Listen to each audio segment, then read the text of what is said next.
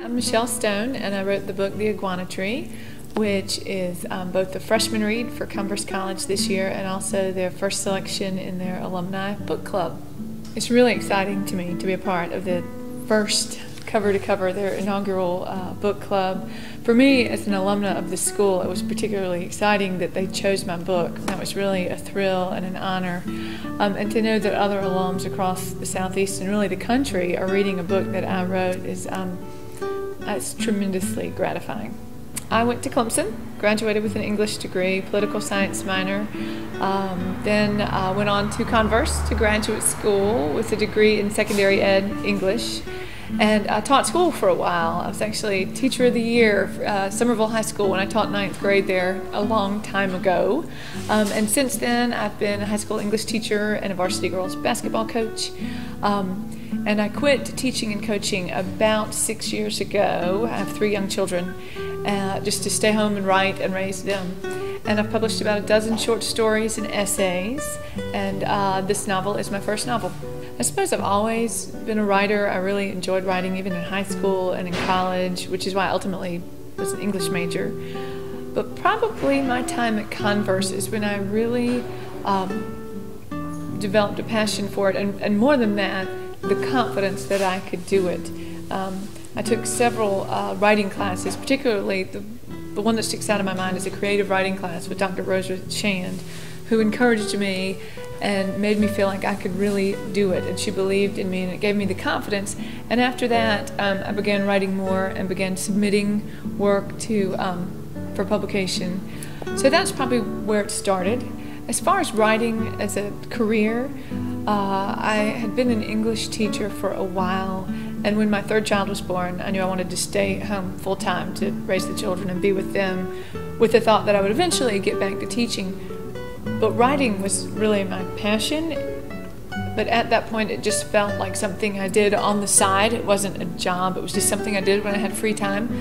So once I was a full-time person at home with my children, I found that I would always I needed to use my mind in some way after teaching full-time for years.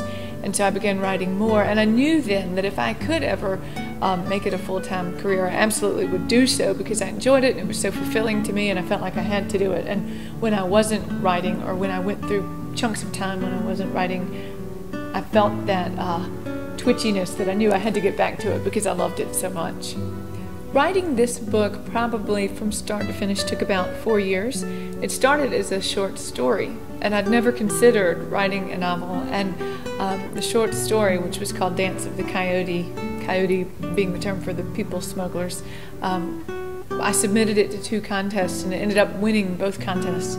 And one of my prizes for one of the contests I won, which was actually through the Hub City Writers Project, was a week at a writers conference in North Carolina, and my instructor there, it was at Wild Acres Writers Conference, read that short story and was very helpful and liked the story, but she said, you know, I know you've written this as a standalone short story, but to me it seems to be the first chapter in a novel.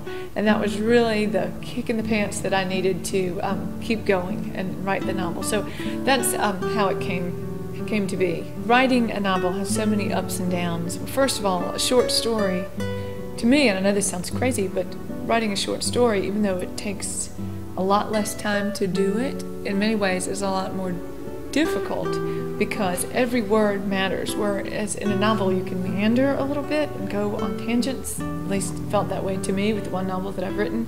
And yeah, there were a lot of highs and lows with the process of writing the novel, and then beyond that you have to find an agent and find someone to publish your novel, and on and on and on it goes. So there were some ups and downs with it.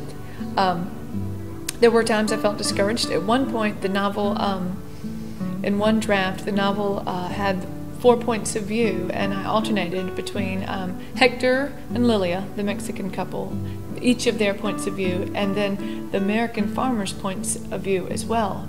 And after that first draft, my editor read it and said that he thought the chapters that were from the points of view of the American farming couple were not very engaging, and he thought I needed to do away with their perspectives.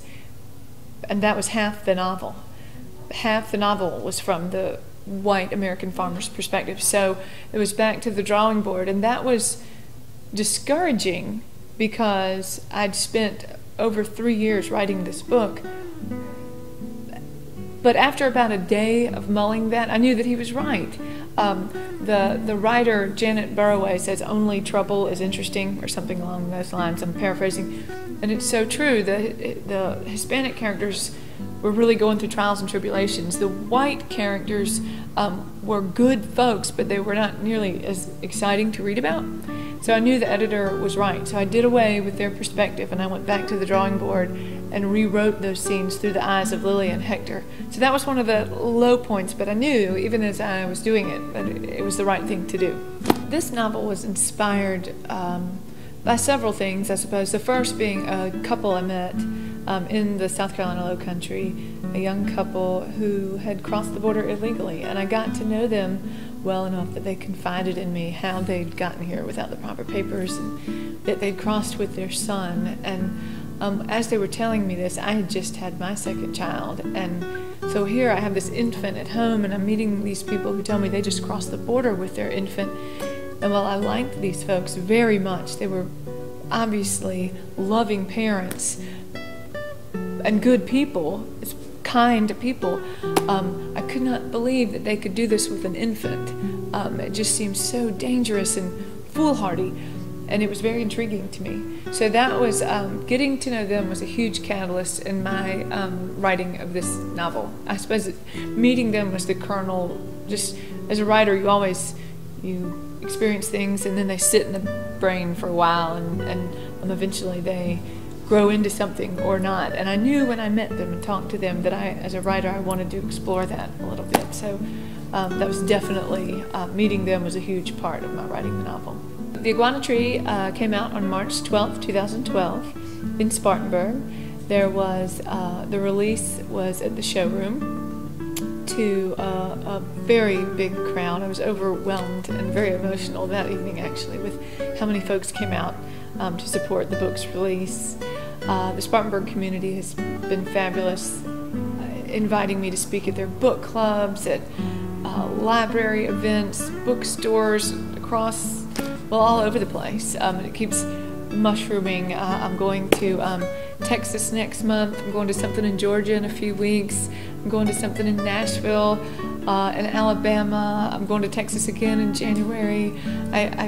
Every week, seems things are added to the schedule, which has been amazing. So, yeah, it's been a fabulous experience so far. The book was published by Hub City Press, which is here in Spartanburg. Hub City's been around about 17 years or so. The Hub City Writers Project has.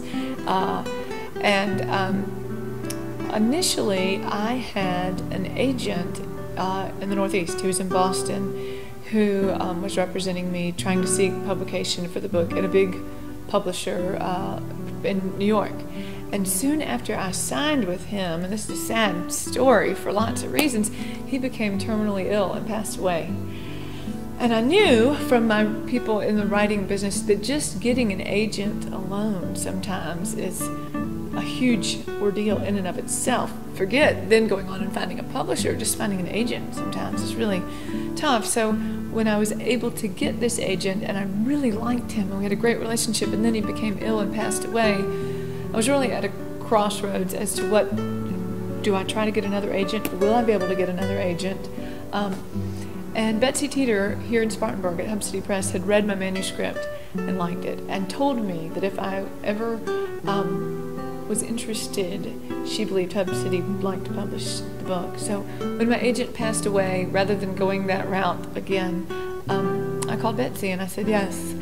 And without a doubt, it was the best decision I could have made. I mean, everything has been incredible with them, from the marketing of the book. They serve as my publicist. The reviews that I've gotten, that the book's received, I know are largely because the folks at Hub City have pounded the pavement to try to get the books into the right hands. So Hub City publishing the book has been a great experience. As far as the future for the Iguana Tree, it keeps morphing and good things keep happening. Right this morning, I do have an agent now, and I didn't have to call him. He called me, which was great. I signed with an agent with a Sterling Lord agency in New York to represent the next novel that I write, which I'm in the middle of, which I'm working on now. But one thing he's also trying to do, which we talked about this morning, is seek foreign rights for the Iguana Tree, film, and paperback rights. So those, any of those three or all of those three would be tremendously exciting if he could do that. So so that's where we are now. I mean, I feel like the sky's the limit, just depending on what he can do.